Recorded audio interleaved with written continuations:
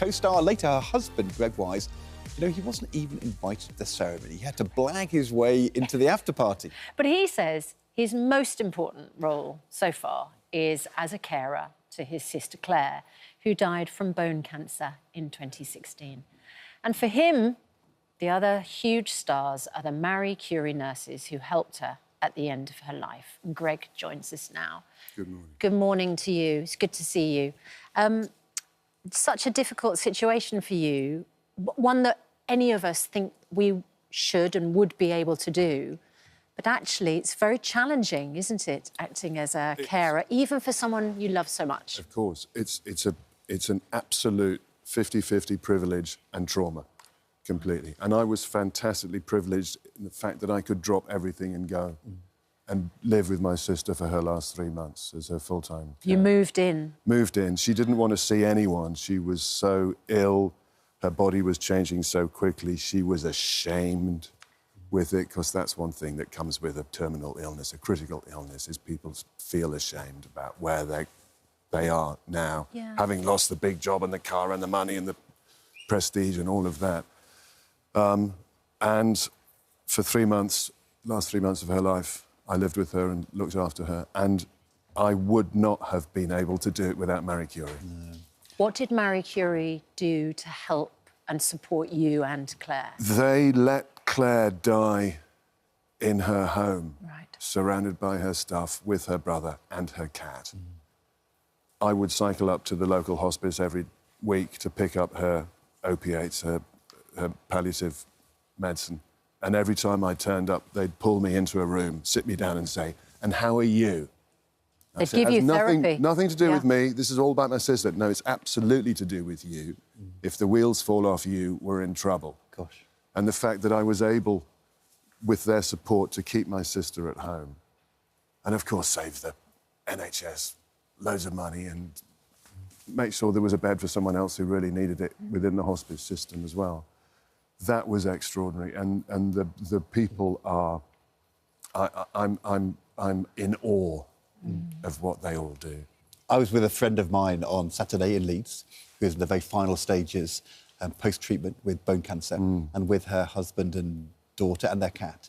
And there'll be so many people watching this programme who are either caring or have recently cared for a loved one who then has passed away. And what is the one thing that you would say from your experience to them which could help them to get through what is such a kind of a difficult, tough time? Be kind. Be kind to yourself, because it is traumatic. And if you're able, get a support system around you to help you. I was very exposed with my sis because she didn't want anyone else there. And it nearly broke me. It really did. But there are people out there to support you. There's the Carers Trust. I'm an ambassador for the Carers Trust. We have 7 million carers. 1 in 10 of us in this country is a carer. And they often feel they're alone. Everyone feels that. We start to mirror the people we're looking after. This is the thing, something called compassion fatigue. So we feel anxious and exposed and vulnerable. Gosh. Be kind to yourself. Be kind to yourself.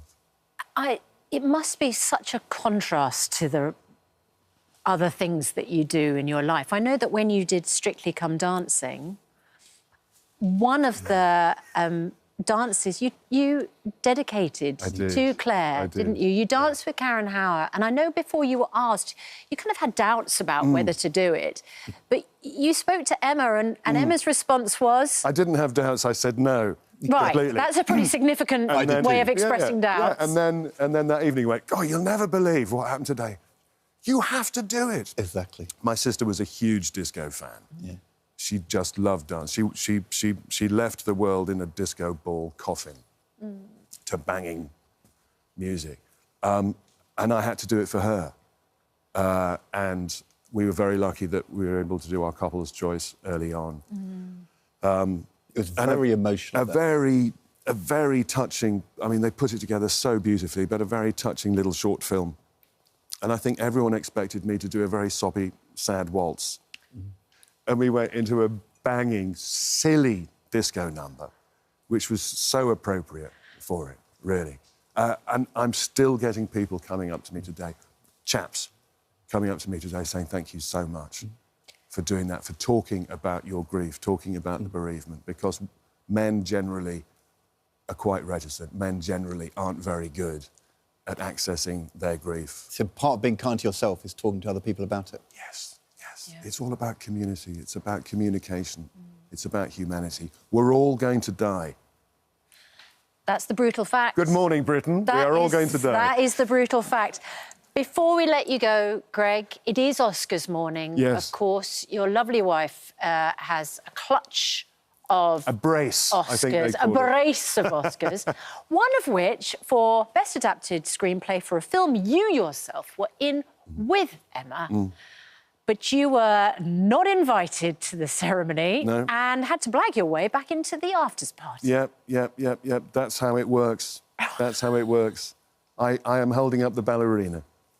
You're holding up the ballerina? Well, you know... I see, yes. Why weren't you invited when you were in the Oscar-winning film? I was no one. But you're not no one. That's fine. That's fine. That's fine. I don't have to go. And what about the afters party? You were there, and then you went to the loo. And they wouldn't let me back in. They wouldn't let you back in. That's awkward, isn't it? Sometimes Emma doesn't let me into the house. Right. It's fine. I understand it. Nearly 30 years together. And where are the Oscars kept? They're kept in the downstairs loo. And how important is it, on Oscars morning, how important is it in the industry to have an Oscar? It is very important for the industry because a Best Film Oscar puts another 10% on the gross, a Best Actor Oscar, Best Actress Oscar puts another 5% on the gross. It's all about the gross. Right.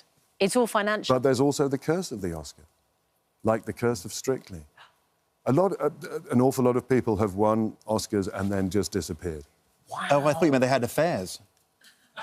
We all have affairs now, come on. It's very interesting. If you look back at, especially the Best Actor, Best Actress Oscar, sometimes they have the big rise afterwards and then the crash. Right. Luckily, that didn't happen to Emma. That's why I've never won anything. The only way is up, baby. It's healthier. Baby. Look, it's wonderful to talk to you. It's fantastic to hear you pay tribute to Marie Curie and also Carers Trust. The work they do is remarkable. And thank goodness that they were there for you, because it's so interesting. We must care for the carers. We have to care for the carers. Yeah. We have to care for the carers. Greg, thank you so much for joining us. Thank you Such a significant morning. It's wonderful to see you.